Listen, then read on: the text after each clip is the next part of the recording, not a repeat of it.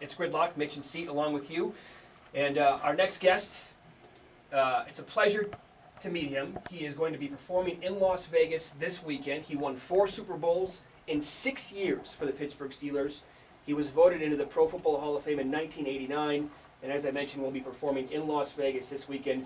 Terry Bradshaw is with us here on the program. Sir, great to meet you. Thanks for your time. Really appreciate that. Thanks. Thanks for having me on. Absolutely. I saw the story this weekend that you're in your mid-60s now and you want to be... No, I'm not. I'm 64. Okay.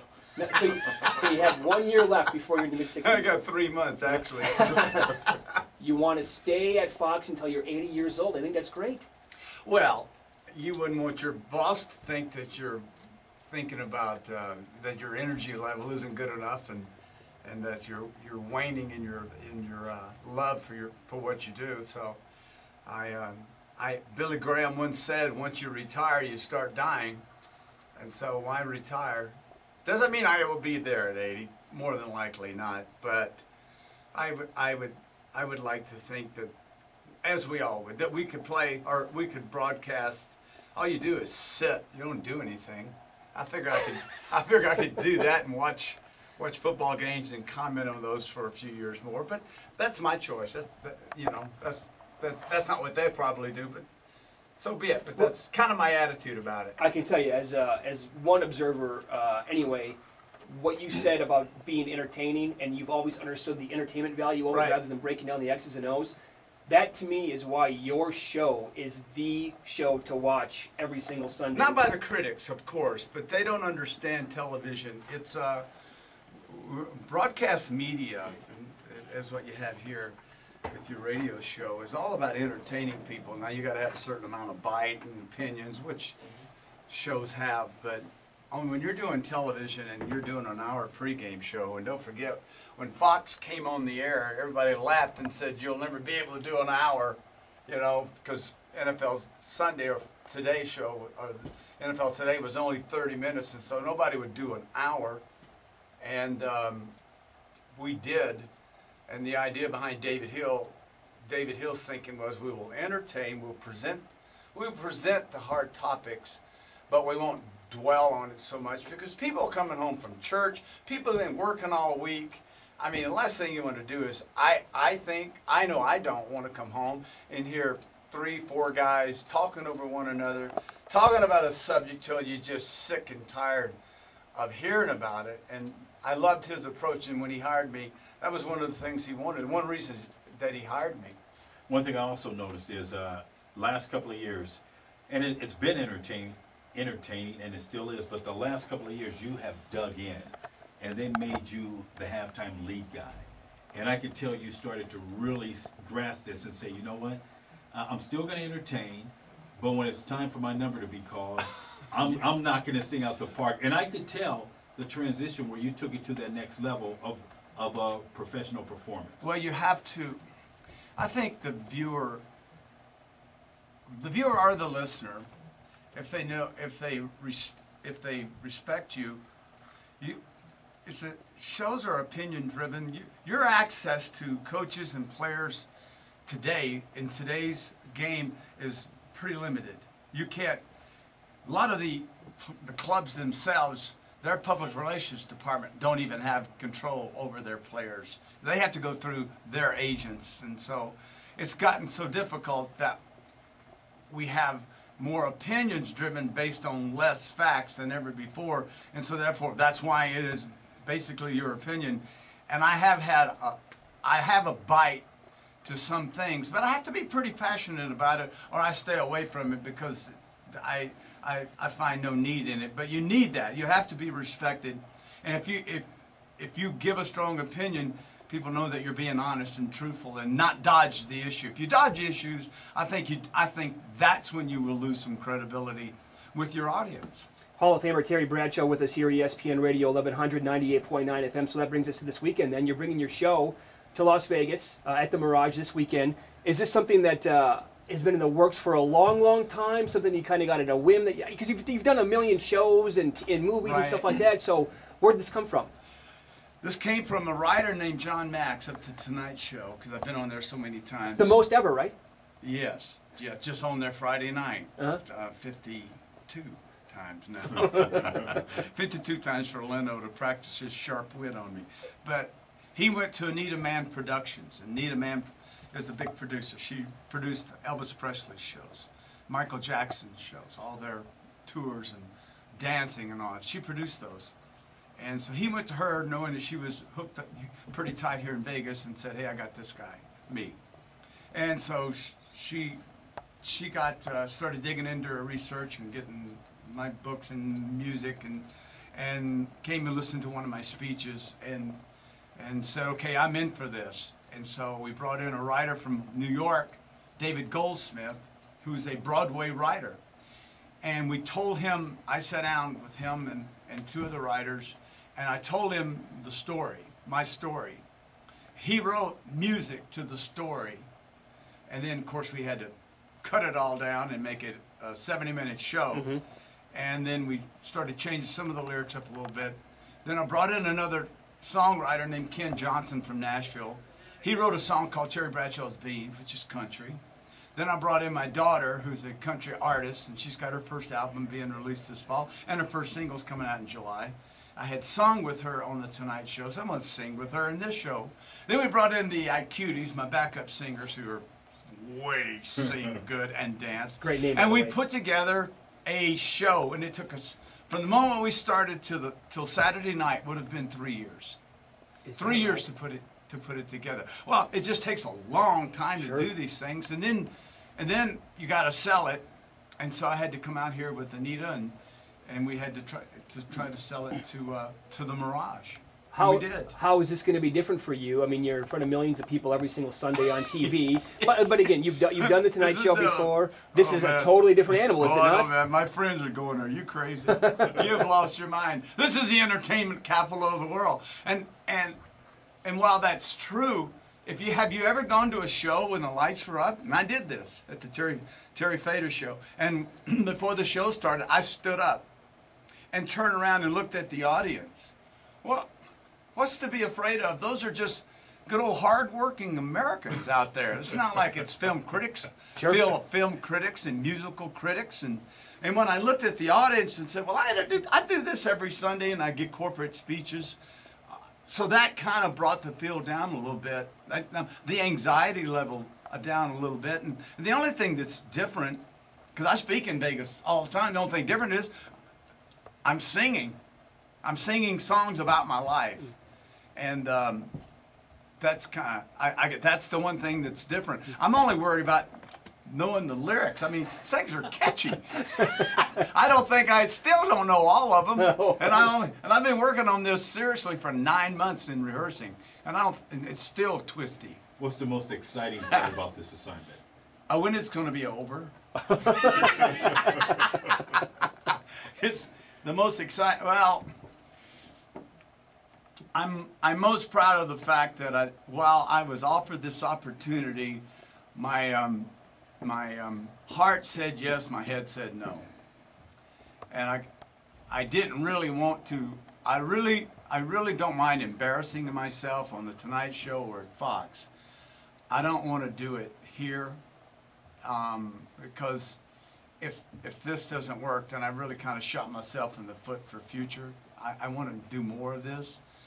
And so the excitement about all of this, seriously, to me is, I'm proud that I put it up on the table. You know what I'm saying? Mm-hmm. And I'm not afraid to fail, and that's important. So opportunities come along in life. I've said this before. I've been afforded opportunities in life I don't deserve, and this is one of them. Just because I'm a football player, famous guy, football, doesn't mean I have the right to sing and try to dance and attempt to play a guitar and sing songs and entertain people in the entertainment capital of the world. And I'm very much aware of that. That's great. Terry Bradshaw's with us, Hall of Famer, ESPN Radio 1100, 98.9 FM. So is the goal You ever then? get that wrong? Yes, of course. So absolutely. I always because you have to kind of. He screws it up. I'm Yeah, spacey. I would do that. I would never get it right. You got it written down up there somewhere? No. Well, there's banners all over those. You can see, so that helps Oh me yeah, out quite a bit. 98.9. Oh, I got it now. Yeah, that's good. I often wonder how you guys have to always reset the thing, and you go, I wonder if they got it wrong. On occasion, yeah, absolutely. Yeah, Did you get someone holler at you when you're through? Oh, it's a fireable offense. It is, isn't it? Yeah, sure. Yeah. So is the goal for the show then more than this weekend, I would assume? You want to take it to other cities and Right. maybe back to Vegas Right. once in a while? Or? Right, right. Yeah. I own this show, and so obviously, and a perfect scenario would be to pull this off. Now the first two shows, I like to say this. I open the 28th of June. I close the 29th. I think that sounds kind of cool. But I would like to think that I'll do two shows. While they may be rough, and I feel like the 4th and the 5th and so on are just going to get better and better and better. And so I'm hoping to get obviously more than just two shows. If I don't, then I say bucket list and we move on in life. Right, you did it. I did it, yeah. I mean, Howie Long is just like, he's coming out here. You know why he's coming, don't you? He's just hoping I just fall flat on my face. Oh, come Him and on. Jimmy Johnson. I got them the worst seats in the house too. I don't want to see them. They don't know if they think they're going to be on the front row. I got them on the back row. Don't tell me. They would honestly heckle you? No. No, not gonna go that far, but yeah, they don't want to see me fail. I mean, they But they just wanna are laugh. shocked. Oh yeah, they They just. wanna laugh. But I don't want to see them. I don't want to see them. Yeah, sure. You know? Well- I was talking to Leno the other night, and he hates it when his friends comes to his show, so he makes sure they have seats where he can't see them. Uh-huh. So I said, "Oh, that's great." So when I got back here yesterday, I changed all their seats. I like it. It's your show, man. Yeah, I got him in the back now. That's great. Is Leno coming out for this then? No, he wouldn't come. He always plays there. He plays here. Yeah. Yeah, but no, he's not coming. You were telling me a story before we went on here about you were at Jimmy Johnson's place. I would assume that was in Florida, Right. Where we have like a puffer fish out here Pufferfish. in our aquarium. Dangerous fish. They're very dangerous. Very dangerous. And what he was trying to. No, Jimmy talked me into feeding him some shrimp by fingers. Oh, he eats out of your hand. And I thought, stupid me, I never fed a puffer fish. And this thing is serious, man. So I stuck my little finger down there with that shrimp on it. That sucker like took my fingers off. I never had anything. I seriously thought he broke my finger. That's how powerful they are. And then, he was laughing his butt off. I bet. Oh yeah. Yeah. He won't be laughing Saturday night when I call him up to sing this song I got planned. Oh, that would be great. That'd be dynamite.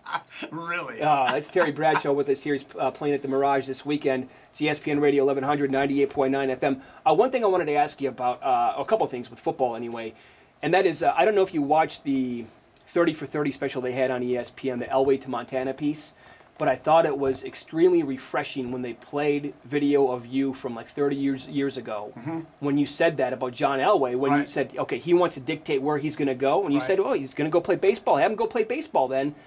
I can't imagine if a player, if that happened today, like let's say when Eli Manning did it, and he wanted to dictate where he was going to go. Didn't want to play in San Diego. Yeah, he did. Went to New York. Can you imagine? That's 10 years ago now almost. If a player today would have said something like you did back then, I thought it was great what you said, but today they'd get killed, wouldn't they? Yeah, Elway hates me for it.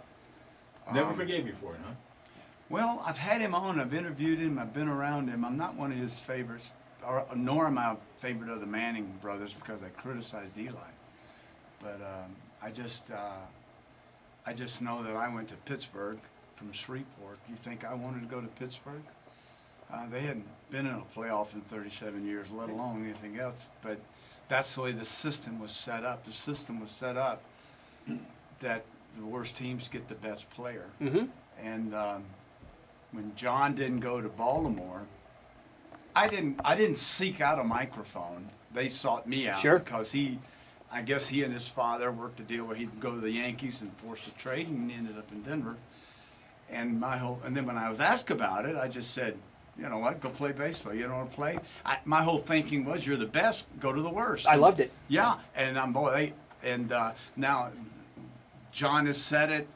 The Mannings have said, basically, I've always been against them. I don't like. But if you criticize a star quarterback being a former star quarterback, if I criticize somebody, Roethlisberger, Brady, Breeze, which I criticized, Manning, which I criticized after a playoff game in which he stumbled with his words and then basically said his offensive line had a tough day. Yeah. I nailed him. I begged for airtime to say you don't do that. Only to get a call from his father on Monday. Not from Peyton, but from his father, which ticked me off. Who's trying to explain his son's motives, and he didn't mean this. And I just said, well, why isn't he calling me? Well, so I didn't appreciate it at all. Now, he didn't know I didn't appreciate it, but then 2 years ago, I got an opportunity, something else happened, and I looked into the camera and I said, and Archie, Monday is my day off, don't be calling me. So if you criticize a star today, you are basically blackballed. You won't. No, they hate you. They don't want anything to do with you. And you don't. That's it. And so that's why you will see, in football especially, you will see very little criticism of the stars, or even when they fail, because for fear that you alienate yourself. Well, I really give it a rat's ass if I'm alienated. I'm 64, and if something bothers me and I feel strongly about it, by golly, I'm gonna say it. I think you want to know how I really feel. Now, I may never ever talk to him again, and I've gotten in a lot of trouble. But if it's how I feel, my job is to say it, and I say it. Absolutely, and we appreciate the fact that you tell it like it is. Let me ask you this, because you have all your faculties. I mean, you played back in the day when... You mean my fingers? Well, no, you toes? got your mind, okay? A lot of guys in that era, they obtained concussions. Right. Okay, you got through this. Right. Explain to us how you are one of the guys that got through, as opposed to guys that... I'm quite sure you probably had I didn't get through it. You just don't know about it. Tell us about that. Yeah, I've been to the Amen Clinic, been diagnosed twice, go back for all the brain scans, been put on special so-called brain foods to help rebuild my brain. So yeah, I've been there and seen other players that are there, but I'm not suing anybody over something that I chose to play in the NFL. It didn't say flag football.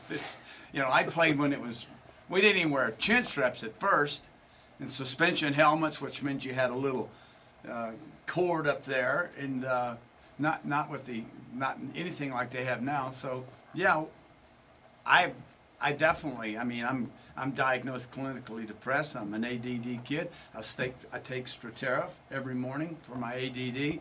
I refuse to take the depression medicine, so I went to therapy for that, to understand how to deal with the symptoms. And the key at the ranch is, if the drapes in my front door are down, I'm having a bad day, don't bother me.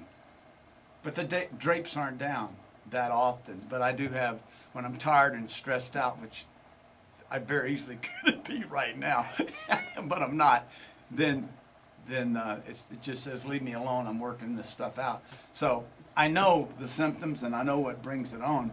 But I did this years ago. I went to the Meyer Clinic at first, then I went to the Amen Clinic in Los Angeles 3 years ago, and went through all the brain stuff there. But I see no point in suing anybody. I've been asked to be a part of the lawsuit. I don't want to be part of that, So That's good. But now I tell you, it's just not an issue. It's just not something I talk about. Wow. Terry, thanks so much for the time today. We really appreciate it. It was great to meet you. 98.9. Yeah, and also, look, 1100 a.m. too. 1100 a.m., that's Yeah. right. It's good to get a guy in here that gives his heart. I mean, you come straight from the heart. You don't cut any corners. You tell it like it is. We appreciate it. Very refreshing. Well, makes me You're feel real, good. man. No Yeah. sense BSing. Right? Just be what you are and move on with your life. It's kind of fun. It's a good gig. Good luck this weekend performing here in Vegas. Thank It's you. going to be great. Have fun with it. I will. Want to come see it? Come. I Come. said it. I think we got. I don't even know what. It may be wide empty. I mean, come on out, come out and get on the front row.